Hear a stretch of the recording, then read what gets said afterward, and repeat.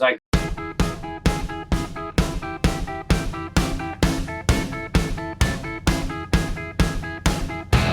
The AC/DC Beyond the Thunder podcast is back in black with your host, Kurt Squires, with Greg Ferguson and Eric Gill. For those about to talk, we salute you. Welcome to Season 3 of AC/DC Beyond the Thunder, the podcast where we celebrate extraordinary fans who've been influenced in truly electrifying ways by this extraordinary band who go by just 4 letters, AC/DC. And if you're listening to the show, then you too have likely been struck by the same lightning.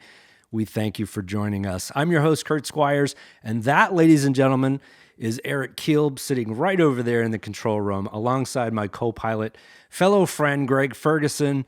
Now, Greg, today's guest actually reached out to us from Italy way back in 2010, who'd heard about our documentary film called AC/DC Beyond the Thunder. Remember when we were trying to make that film, Greg? I mean, you say 2010, like that's over a decade ago, Kurt. It's really sad. Crazy. What a trip this has been, for sure. Yeah. So we sort of got the stiff arm, which is why we love AC/DC in the first place. They say no to just about everything. And, you know, this guy goes by the name of Solo Dallas, an inventor, an obsessive music fan that claimed he was successful in copying the highly coveted AC/DC philosophy, sound, and guitar tone that had otherwise been lost forever. A story spanning 4 decades, 3 continents, and eventually involving the world-famous Angus Young. Did you know this, Greg? I did not. I mean, this is a long time coming. I'm excited for this. This is going to be great. Yeah, and at the time, we were going for fairly well-known individuals to tell us about how AC/DC had changed their life, but we soon discovered that the story itself can be just as important as the individual. Absolutely. So, case in point, Filippo Solo Dallas Olivieri. And Greg, when I first listened to this guy play, I have to tell you, I would put him up against anybody attempting to emulate the sound of Angus. Nobody can match him. If you were to listen to Phil and not see him jamming, you would swear that it was Angus Young himself. In fact, we've asked him to bring along his Gibson SG today to play for us throughout the show, which I'm pretty excited about. It'll be like our own private AC/DC jukebox. Kurt, as much as I love hearing you talk, I just want to hear Phil play. That's all I want to hear today. Well, without further ado, AC/DC Beyond the Thunder welcomes the guy who discovered the missing link to Angus's elusive guitar tone, Solo Dallas. Phil, after all these years, ciao, baby. hello, ciao to all. Thanks for having me. It's so great to finally connect with you after a decade.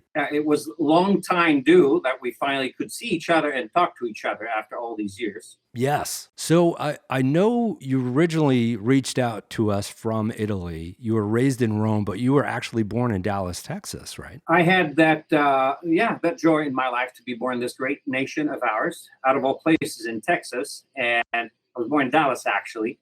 And that probably gives you a hint why the name of the company goes the way it goes. So did you come up with that moniker, or is that something that was given to you? It was actually given to me, and this is the first time that someone understands that no human being sane in their minds could actually invent such a name unless they were given it.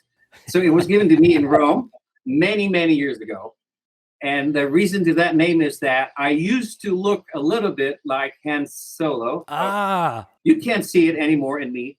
It's gone, baby. But that was there when I was younger. And then Dallas, because I was born in Dallas, Texas. So some of the Romans actually would, hey, Solo Dallas, something like that. But the thing got stuck. And I opened my first YouTube channel just for kicks. It was 2006.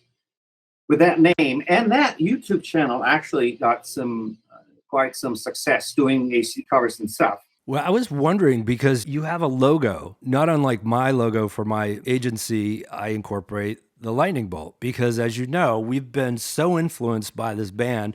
We're going to take elements of what influences us and we're going to incorporate it, right? So you did the same thing. You have a lightning bolt in your logo, but I was also thinking, I wonder, he's got a Star Wars like Han Solo thing going on too. 110%. The theme of Star Wars has always been with me because I grew up with it. I was there in the movie theater in 77. So just, I don't know if our friends can see us, but I'm holding up in my hands one of our products that came out in black and white just because it's Stormtrooper white and black. So that reminded me of that. I love it. And the Storm also is another name. It's a name of one of our products, and it's got to tell you something. The Stormtrooper. Perfect. What was life like before AC/DC growing up in Rome? Tell us about that a little bit. Another very good question of yours, if I may so, sir. It was nothing that had to do with rock and roll at all. You won't be surprised, probably, friends. Italy in the 70s, even the 60s, and the 80s and the 90s, probably even to this day, has never truly been a country that expresses rock and roll out of its spores. So, and instead, when I was 10 or 11 years old, I still remember that day very clearly. A friend of mine brought me to a record store, and we both listened to the album that was in the display window on that particular day. And so the guy put me the headphones through, and I started listening to the live version album, If You Want Blood, You've Got It, that had come out probably the year prior. It's probably 1979, so I'm probably 11 years old when that happened. Yep. And that was absolutely unique because there were no people whatsoever in Rome or in Italy in general that were listening to that kind of music. Sure. Rock and roll and actually hard rock. It was absolutely out of its place. People were more used to, and still to this day, the melodic Italian music. Right. Which is still there. We all know, oh, sole mio, that kind of thing. Right. So you were bitten by the bug, and by 12 years old, you begged your mother to buy AC/DC's Back in Black on cassette. And she does. You were living in Tuscany maybe at the time? You've done your research very well. I'm impressed. Yes, I didn't know you. Yeah. So it was July 1980. During summertime, I was brought to one of the most incredible, beautiful regions in Italy, which is Tuscany, great sea and great beaches and stuff like that. So I was there, and my mother was in Rome, and she would come periodically just to see how I was. So I begged to be able to get this tape that had just come out days prior, and we knew that was coming out because I must have seen some advertisements or something in the magazine. And so she brings me this tape cassette, which was black with the orange label. I still have that in Rome somewhere with my parents. So she brings me that. I still remember the effect of the first listen of that album, because in fact, I kept on listening to that album for the entirety of my life. Wow. That was a different version, if I remember. It opens with Back in Black instead of Hell's Bells, right? The Italian version. Bravissimo, yes. It was very strange. Now we're all used to having Hell's Bells opening. But at the time, that particular version, I don't know if it was the Italian one or just, the Italians like to do things differently. Tell you something you don't know. But so, yeah, Back in Black was actually the first song. So imagine having never heard before in your life those sounds. I knew AC/DC, of course. I was a great fan. I had been a great fan for a couple of years. I had bought all the things I could possibly purchase, which was just the original records in tape format, not in vinyl, because that was the only way I could listen to that for myself, with a Sony Walkman that had been brought by my father from the U.S. when he was going repeatedly working in the U.S. and coming back to Italy. Oh, cool. So I was a pioneer of that kind of thing. So I had that Walkman. Imagine the effect of that tempo counting, that count off, and then boom, ba ba ba ba ba, like that. I'll say this in Italian, mamma mia. I love it. No, I think we were all hit by that same sonic quality of Back in Black that no one has honestly ever quite achieved ever again. Since we have you at our disposal, Phil, Play us a little bit of something off Back in Black. How about, can we just name anything and you just know it? Yeah, absolutely. Let's pretend that that's the case. Okay. How about let's do Have a Drink on Me and bring us back to what you heard out of those 12-year-old ears at that time. Absolutely.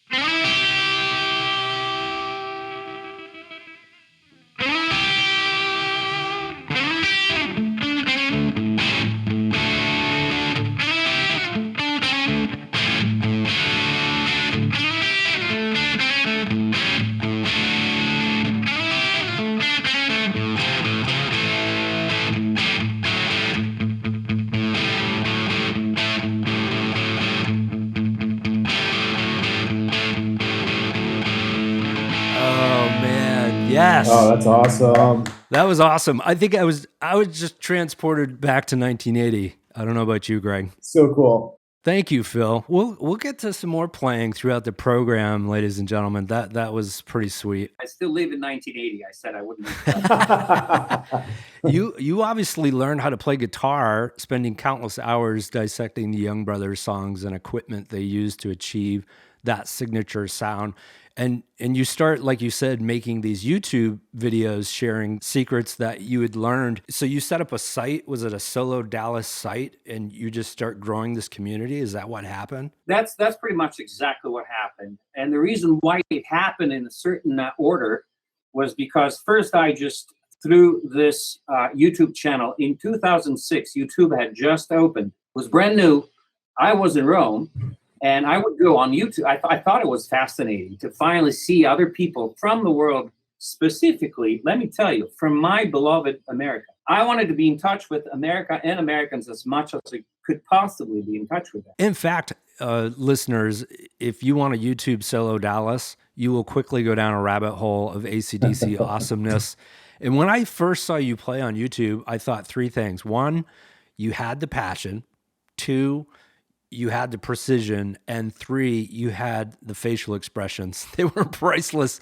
You looked like Angus playing, and actually four, you always have flip-flops on. Are you wearing flip-flops right now? That's not an Angus thing.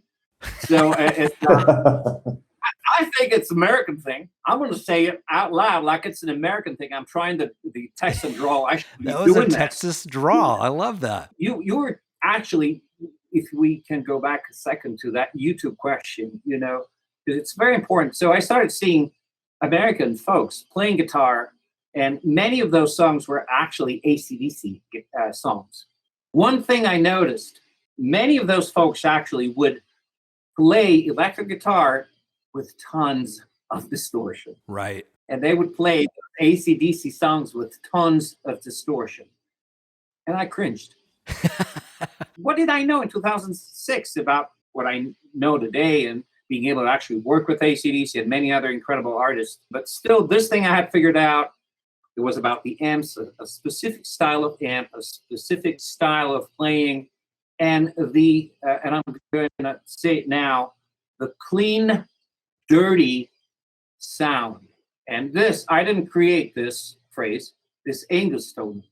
That sounded like an oxymoron, the clean, dirty sound. That's how they call it. I love it. They called it the clean, dirty. Malcolm and Angus. And not only them. When I met Tony Platt, engineer, yeah, the guy that engineered Highway to Hell and Back in Black and Flick of the Switch, Tony also told me, they call it, with his incredible British accent, they called it the clean, dirty sound, Phil. Oh. Clean, dirty. You're full of accents today. You started collecting vintage guitars and amplifiers and studio equipment in an attempt to reproduce the iconic sounds of AC/DC's heyday.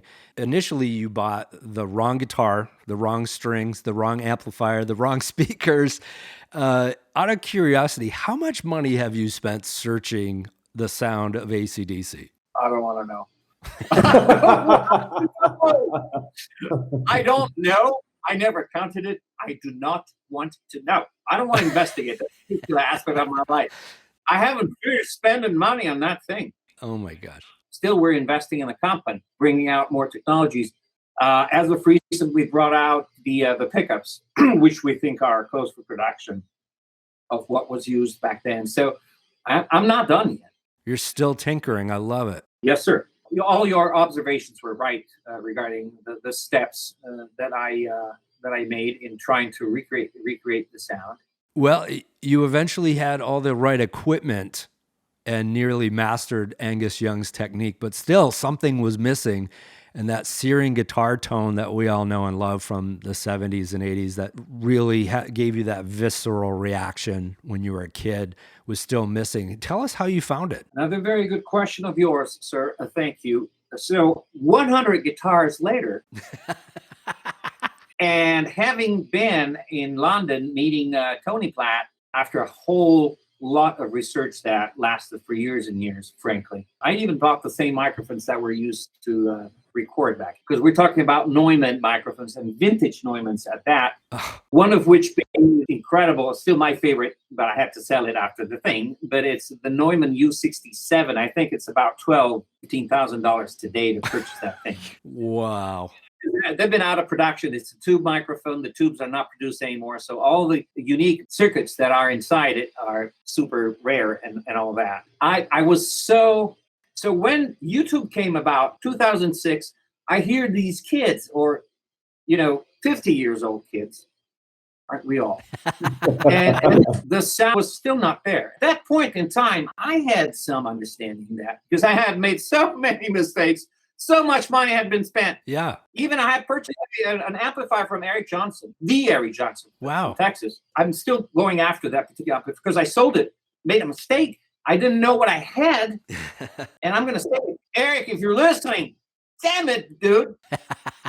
I purchased from him a wonderful 1968, probably, JTM 50. Wow. Which is the AC/DC amp. I didn't know. You didn't know. Nobody knew.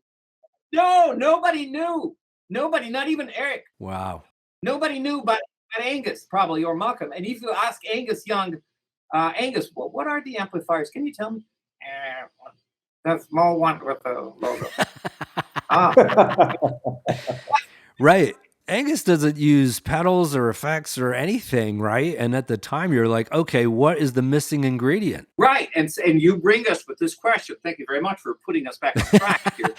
The secret ingredient was this unthinkable thing called the Schaefer-Vega Diversity System. Super complex name. Right. What is it? It was Angus Young's wireless system. You had found this eventually in a 1984 Guitar Player magazine where someone had asked Angus, what do you use for effects? And he said, I don't. I just use the Schaefer-Vega Diversity System, which is a wireless device. Why would he use a wireless device in the studio? It's a good point that you make. His brother, George Young, that had been their mentor, their producer, and their teacher as well. So George Young was a huge, huge figure in the Young clan. And we must remember this. It's just the fifth Beatle for the Beatles. Right. George Martin. This guy is George Young instead. He's the older brother of the two guitarists from AC/DC. During the recording of Power Age album in the studio, the sound wasn't happening. So George goes to Angus and says, what are you using on stage? Why do you sound so great on stage and you're not sounding as great here? Yeah. And Angus goes, I'm using the thing. I'm using the wireless thing. Oh, you mean Angus box? Because they used to call it Angus box. The Angus box. I was told by my friend Malcolm Young's son, Ross, told me, you know how they used to call this, Phil? Angus box. Wow. That's funny. So you began scouring the globe for this Schaefer-Vega system, and there were only 1,000 of these things made. So it wasn't easy, but you eventually found, your Google search found that David Gilmour was using it for the Wall, and others like Eddie Van Halen and Santana, Keith Richards and Frampton and Zappa, and even Ace Frehley of Kiss were using this device, who in fact he started using it because didn't he get shocked on stage? And he's like, I need to find something wireless so this doesn't happen again. I don't pass out. Entirely 110% correct. Your research is really brilliant. Even no better than Angus, the production years of some of his guitars, he doesn't really know. Right. So I was out of desperation because I was hearing more. I was hearing a chunky sound. Right. We were all hearing plenty of sustain. And some people thought, it's studio magic. There is no such thing as studio magic. No. You can't fake these things. The sound, it's either there and it's either there at the source, and I'm quoting Tony Platt, or it's not there. You can't make it. You can't invent it. When I discovered that Van Halen was actually describing the characteristics of the Schaefer Vega, because he said there's several components on the transmitter and several on the receiver, and that is going to make the guitar sing. Also, Angus Young had said that in that particular interview for the 10th time. I was reading the same interviews over. I had everything online, off magazines. I got everything. So I read this. Oh my God, this is it. This is it. You found the Holy Grail. This is it. I need to have one. So I start researching. Months and months go by. Cannot find a single unit. A single Schaefer Vega cannot be found. Why? We discovered that only 1,000 had been made, and those systematically went to only the people that could afford it back then. Because it was about $25,000 of today's money to purchase one of those systems. So only the rock stars could actually afford that. Wow. And some of those guys were actually young folks, just like AC/DC, could barely afford in 1977. Sure. The amazing thing is you finally tracked this guy down, the guy who invented this device, Ken Schaefer. I did. He was still very alive and well in New York City. And what was that meeting like? I tried to get in touch with Ken Schaefer by writing an email randomly looking online. No response. So I purchased a enrollment with LinkedIn. I paid $25 just to write one email. I know the feeling. But one of the things is I submit to Ken Schaefer my blog with all my research that I've done. Mm-hmm. When I wrote him, I already purchased a couple of units that were subsequent production after the Schaefer Vega, but just C-Tech Vega. They were similar looking enough for the small stamp-sized pictures that I could find online. There was nothing about the Schaefer Vega, just a very small picture of David Gilmour's SVDS on a live date next to a bunch of amps and stuff. So I had that one picture only that I could go after. And I could see that there were 3 knobs. Yep. And 1 input jack and a VU meter. I could see that. So I buy a few of the C-Tech Vegas that were not conceived for guitar playing. So Schaefer sees this research on the blog, says, I cannot believe what you've done. I cannot believe I didn't even know that people used this device, my device, in albums, in studio recordings. So you had no idea folks were using it other than live performance. When I said, listen, Ken, I can see on the blog there's a bunch of people that are interested in this sound, because I purchased a couple units from him. I went to San Diego to get them. So I go and take these units, and I go back to Rome, and I had to, modify them a little bit, because 40 years actually had gone by since the last time that they had been used, and still they worked very well. And I was able to demonstrate to that public from the blog that was the sound. Wow. This leads to you launching your effects pedal company called Solo Dallas, and one reviewer called it Instant Angus, which is so awesome. It was Mike Melenda, editor-in-chief of Guitar Player magazine.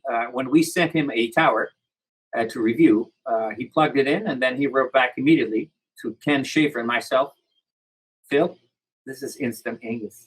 Oh, brilliantly put. We asked him, can we keep this, Mikey? He said, yeah, sure, go ahead. Wow. So this saturated, massive guitar tone that we all hear for the first time on AC/DC's fan favorite Power Age, right? Let's hear something off Power Age to absorb that glorious tone that you finally discovered, Phil. And since we're playing AC/DC roulette, what would you like Phil to play, Greg? What do you think? Oh, I get to play. This is cool. Yeah. How about What's Next to the Moon? You know that tune? Nice one. Why not? Let's try and improvise that one too. Cool.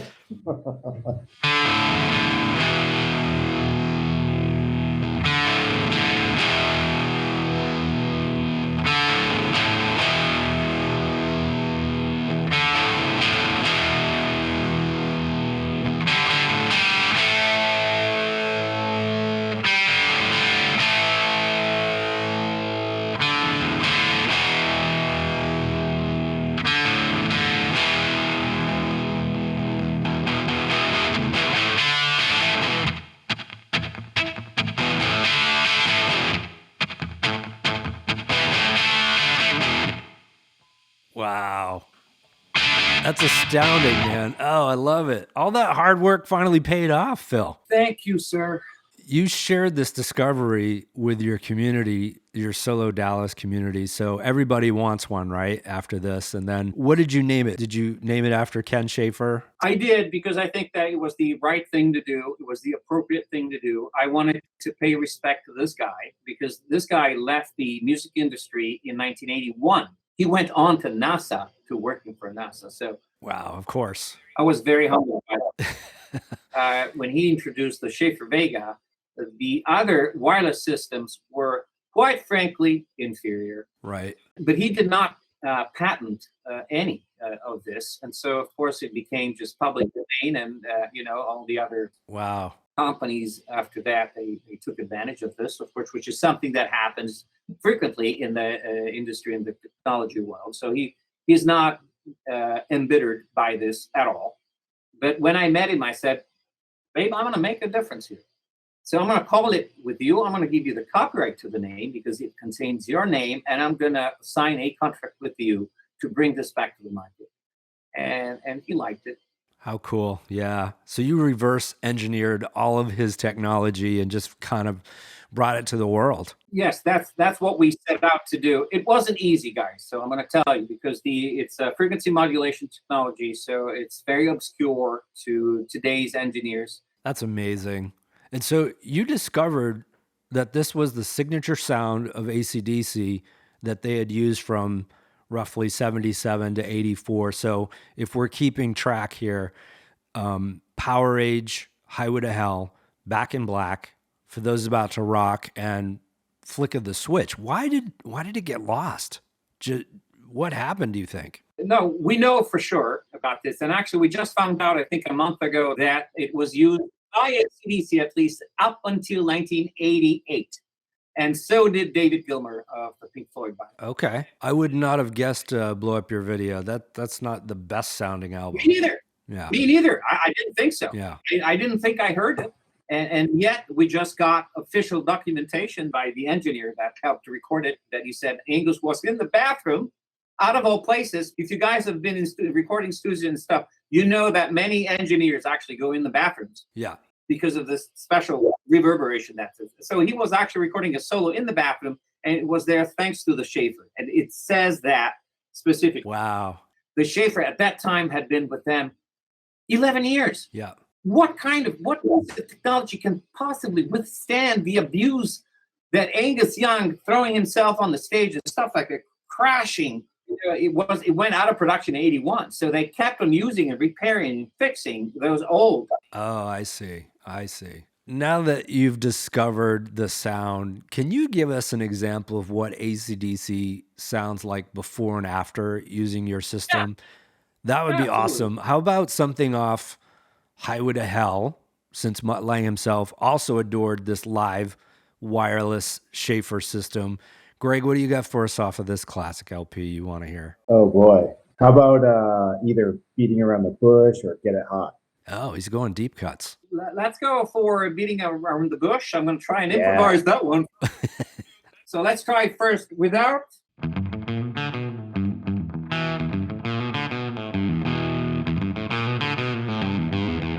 That's without. That's just a Marshall amp. And it's, by the way, the JTM 50, which we know was used in those recordings. Let's try now with the Schaefer in the loop.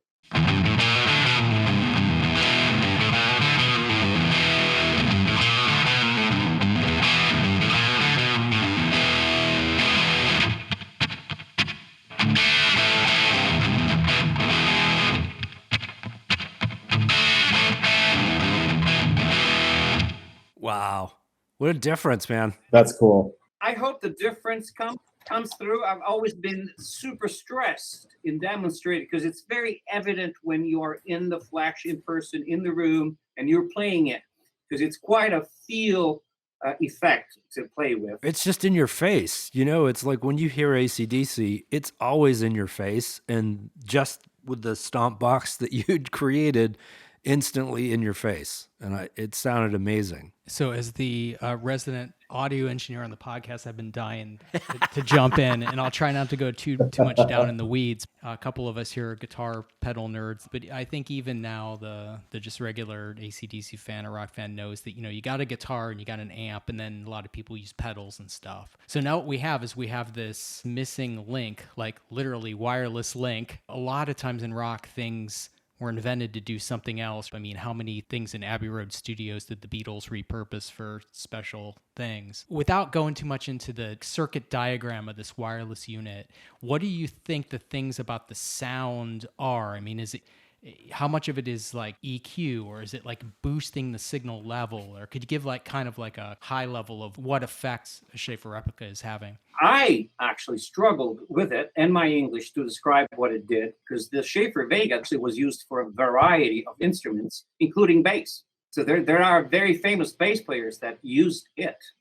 And one of such guys, for example, is my good friend Rudy Sarzo, that I'd like to say hello to today. But also Phil Lynott of Thin Lizzy was a user of the Schaefer. So the guitar starts getting inside the transmitter. I have eliminated the wireless transmission. So nowadays, virtual transmitter and the virtual receiver inside of our units, there's no transmission anymore. They just talk electronically. So there's no signal loss at all whatsoever. As the guitar signal, or as the signal comes in, the first thing you find is a limiter. So, and that is very interesting, because the limiter will give you a little of a slap. It's going to smack you somehow. And it's probably the reason why some funky guitar players also use this. So let's not forget that the Chic, or Earth, Wind, and Fire, they both use this on guitar. And that certainly is not for overdriven guitar. It's just for clean guitar. You can get some very clean. I'm not going to be able to do it now, probably because my volume of my amp is already in saturation mode itself. But definitely you can get some amazing spanking clean sounds. So the first thing you find is the limiter. And after the limiter, you find a compressor. So the limiter will bring the signal within a certain spectrum. The compressor then will try and compress a little bit. Just everything is done very mildly. So there's no abundant amount of anything. We think that it's part of a great recipe coming down to guitar tone. It's never the excessive. It's always stacking up reasonable amounts of goodness. You have a compressor. Why the compressor, Phil? Because the compressor was part of this circuitry called the compander. It's a technical terminology that's still used in the industry of wireless transmissions. You compress first, and you will expand at the receiver side. Please remember, this is all analog. There's no digital, nothing. You open up the original circuits of the Schaefer Vega, there's thousands of circuitry there. Good luck with that. When I opened it, finally in San Diego, oh, I got it. I'm so happy. What am I going to do with this? I don't know. There's no equalization inside. So I want everyone to know we don't alter the sound with any whatsoever equalization. We do use the original, or very similar to the original, in some cases, new old stock op amps, which are the very early types of non-digital, it's still analog, but processors of sound. I think one of the most distinctive things is what was hacked into by Angus, and it's the amplifier that came with the system. So guys, listen to this. The amplifier was supposed to be used by a sound engineer on the stage just to monitor the signal. You were not supposed to come out of that particular output. Now that had a volume. Well, that is a super powerful internal amplifier with the unit. Angus and a bunch of other guys, including Van Halen, they realized that if they came out not from the actual output and raising the volume, there you have the first clean boost in the history of rock and roll. I think I'm salivating to hear a little bit more from Mr. Solo Dallas after all of this technical talk. Can you play something off my favorite AC/DC album for those about to rock? How about either Put the Finger on You or Spellbound? Either one of those I'll be happy with. I like both of your choices naturally, but let's go with the first one. And the first one is actually very interesting because it introduces formally into a song and that's part of the Angus Young's technique, which I think is extremely relevant, and especially in those years. But it introduces that finger picking that we heard just one time prior, and we heard it during a solo. So we're hearing something like this.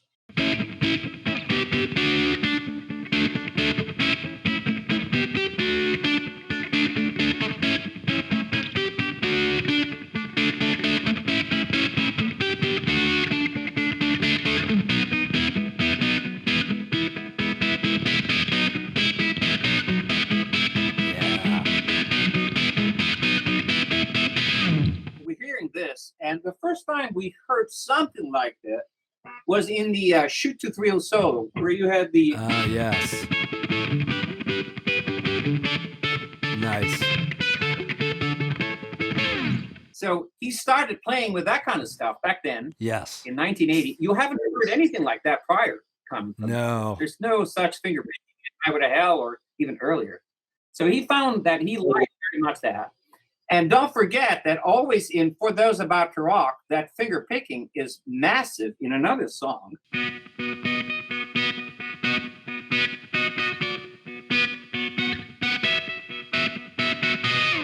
Amazing.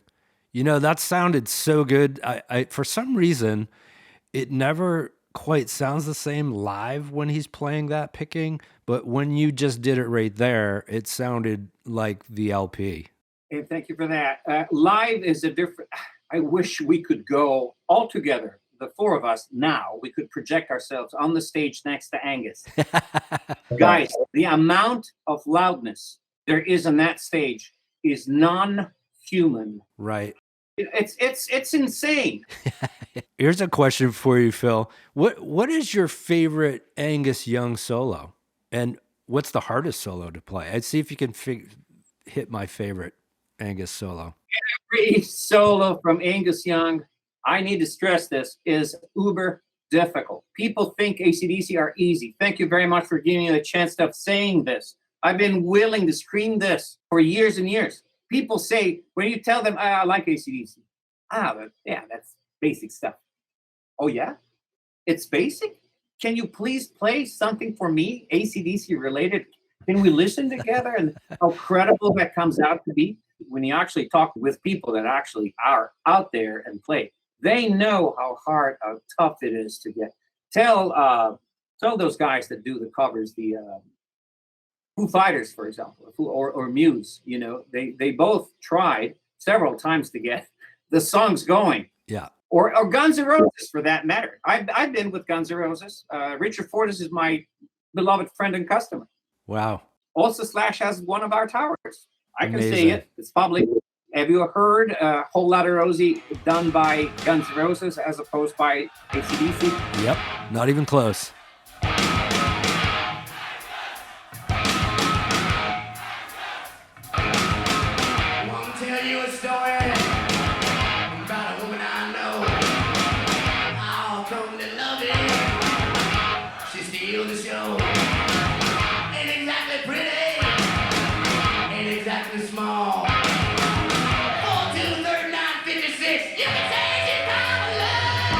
So it's very hard to play like AC/DC. It's immensely hard. Every member of the band has to be at the tip-top shape and form.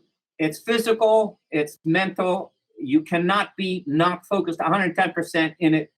Every single member of the band for every song, every second. This is so amazing that your dream to find this sound led to something else. And this is probably my favorite part of the story. You know where I'm going with this. And what came next is one of the greatest moments of your life, which involves Mr. Angus Young. Please tell us what happened next. Essentially, it goes like this. My friend Susan Massino tells me that she has a connection with Angus. We know that Angus is interested in meeting us to get one of our prototype products because a fan of Angus named Peter in Czechoslovakia, Peter is now a longtime friend of mine, by the way, he had written to the address in Belgium, in Holland, sorry. Peter knows the address. I don't.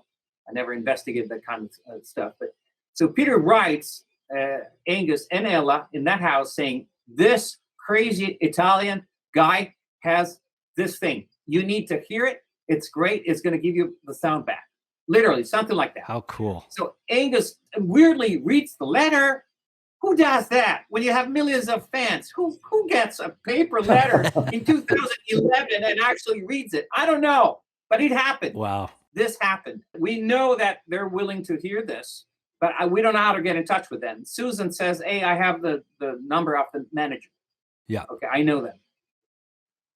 So she gives it to us, and Ken Schaefer gets in touch with them because Ken used to be friends with AC/DC. Then they Right. just fell out of touch because life got in the way, 40 years of life in the way. Wow. Angus slept in Ken Schaefer's apartment in New York. Oh, no kidding. Yes. And Ken Schaefer was actually brought by Bon on the shoulders because Ken got drunk.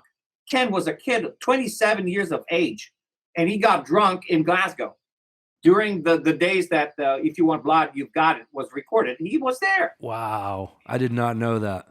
So Kenny gets in touch. Angus says, oh, wow, come on, meet us here, right here in Vancouver, Canada. And Kenny said, oh my God, he called us.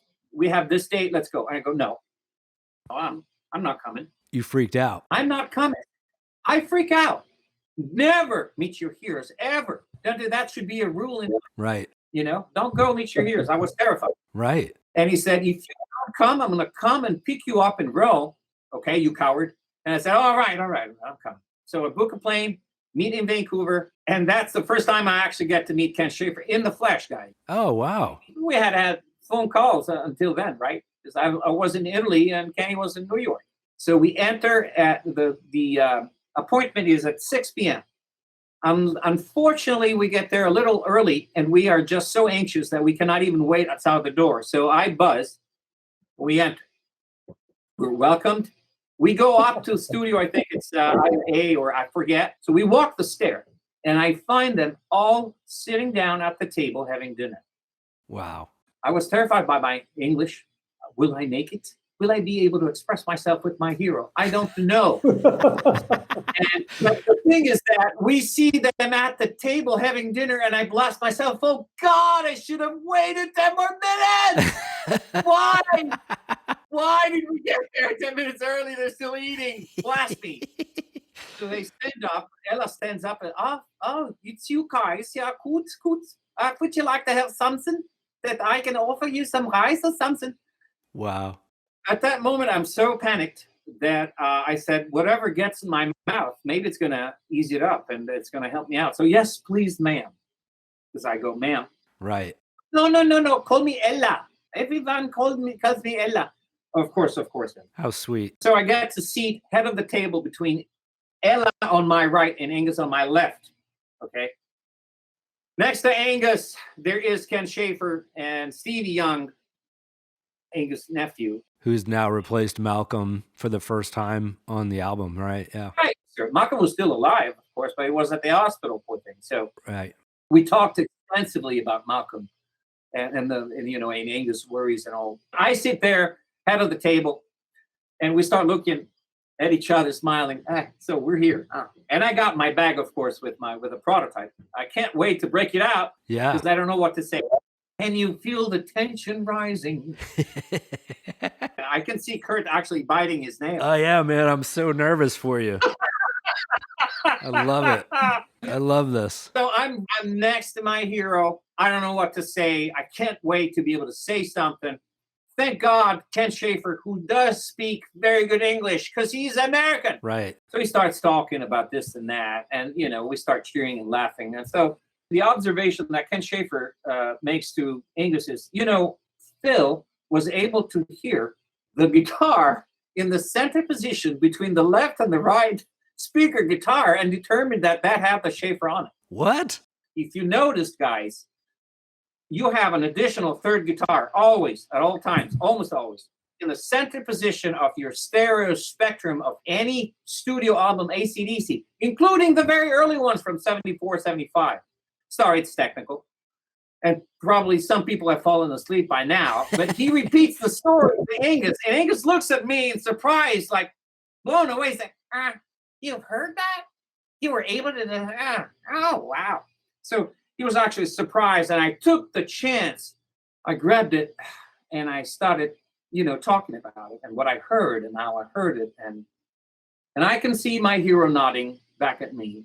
The cool thing that I read is that the recipient of your number 001 unit was bequeathed to Angus himself, which was so cool. And tell us what happened when he plugged that thing in. What was the first thing that happened? We don't know. We don't know because we were not allowed to turn on the amp. Rick St. Pierre had been serving 30 years as amplifier tech and guitar tech, well, mostly amplifier tech for Machem.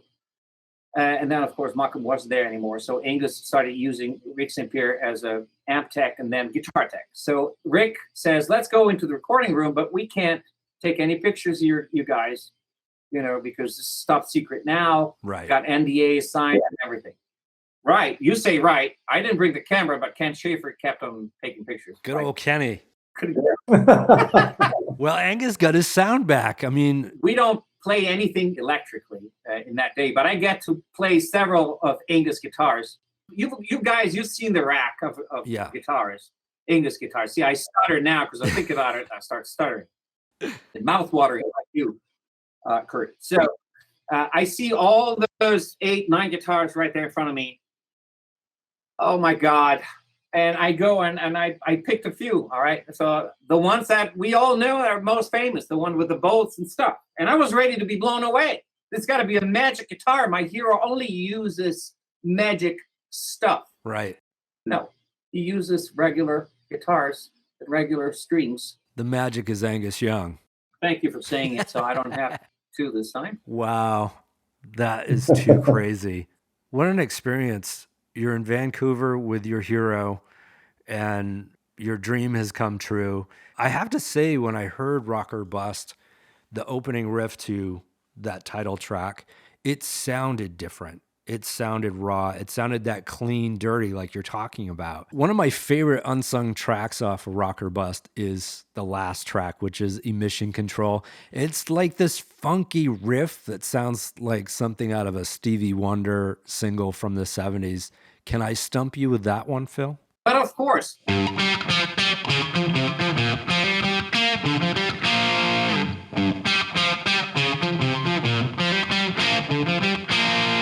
Man, we cannot stump you tonight. Dude, deep cuts cannot defeat this man. Thank you, Phil.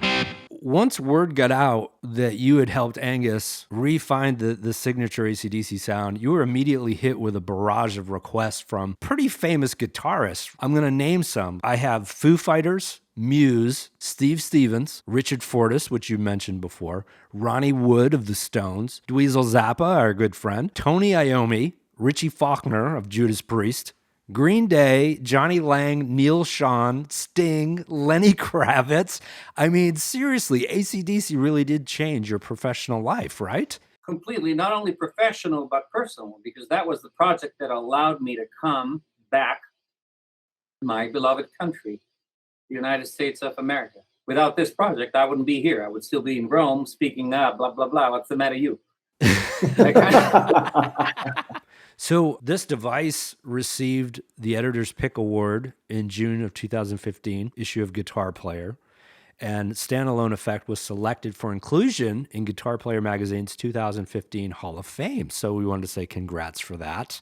We're so impressed with what you've done with your company, and if you wanted to tell people where to go, would it be, is it solodallas.com? Yes, sir. Precisely. Phil, you've shown us firsthand how AC/DC has influenced your life, but can you describe to our audience why you feel AC/DC has influenced our culture in so many wonderful ways around the globe, and what AC/DC Beyond the Thunder is all about? How would you put it into your own words? I know exactly. It's great music. It's immensely hard to recreate and even replicate, not only in the sounds. You know, the sounds are a byproduct of the frequencies of the gear that it's related to this, and certainly it is important. But the songs, the way they were written, the way they were arranged, and most importantly, the way they were played, irreplicable, a miracle in history, in time. These poor guys coming from dirt, from nothing. They made it, and they made it because their stuff is amazing. And it beat the test of time. And it's classic stuff that's not dated. And you can listen to Back in Black, as I do, almost on a daily basis, and still love it. And you still get the same blast. You know, it's still emotion. I still get the goosebumps when I hear that stuff. Man, why? Because they played it with the goosebumps and with the excitement. And it takes a whole lot of talent and a number of years to develop that. It's incredibly hard. And to be able to do that as a group of people playing together like they do, hitting the same note at the same time, the same microseconds matter. Some, you know, we're hearing that this or that matters. This stuff matters, that stuff. I'll tell you, microseconds matter. There, I said it. Wow. Oozing the passion through the microphone right there, man. What a great answer. Why is that so, Kurt? Because it took me so long to get to all of this. As a dream of a child, that it's still in here. You could see the child, it's there. So the inner child is so happy because it took so long to discover all of this, brick by brick, step by step, the hard work. It's how it's done. They are masters at this, and they are universal, and it will last forever. Well said, man. Well said. Well, Phil, again, this has been so awesome to finally get to connect with you after all of these years. Thank you so much for joining us today. And no episode of AC/DC Beyond the Thunder would be complete if we didn't ask our final Jeopardy question, which is, if you had to describe AC/DC in just one word, Mr. Solo Dallas, what say you? Energy. Perfect. That's a good one. Time to flick the switch on this episode. So, Phil, maybe you would be so kind as to play us out with Flick of the Switch. Yes, of course.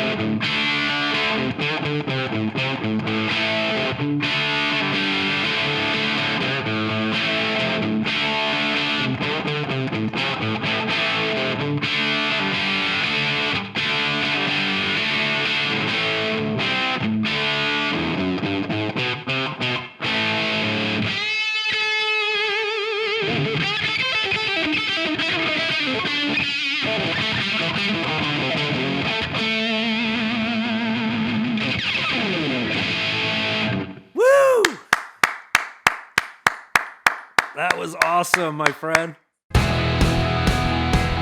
AC/DC Beyond the Thunder theme song, Trailer Trash, written and performed by Gannon Arnold. VO talent by Bruce Jacobson. Cinematography and sound recording by Greg Ferguson. Edited and mixed by Eric Keel. Written, directed, and hosted by Kurt Squires. Produced by Greg Ferguson, Eric Keel, and Kurt Squires. AC/DC Beyond the Thunder is a Squires LLC current motion production. Copyright Beyond the Thunder podcast. All rights reserved. This has been a Nat Attack presentation.